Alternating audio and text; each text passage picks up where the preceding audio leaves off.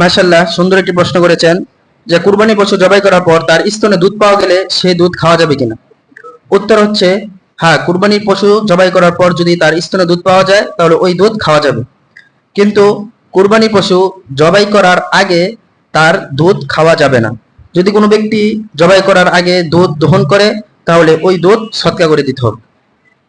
এই মশালাটি আমরা পাবো আল ফতুয়াল হিন্দিয়ার 5 নম্বর খণ্ডের 347 নম্বর পৃষ্ঠায়।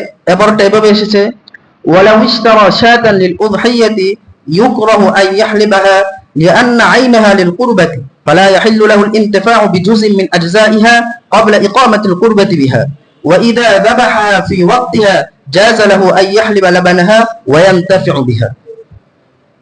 এই মাসালাটি আমরা পাবো কিতাবুল আসলের 5 নম্বর খণ্ডের 408 নম্বর পৃষ্ঠায়। এই মাসালাটি আরো আছে শরহ মুখতাসরুত তাহাবির 7 নম্বর খণ্ডের 307 নম্বর পৃষ্ঠায়। এই মাসালাটি আরো আছে আল মুহিতুল বুরহানির 6 নম্বর খণ্ডের 54 নম্বর পৃষ্ঠায়।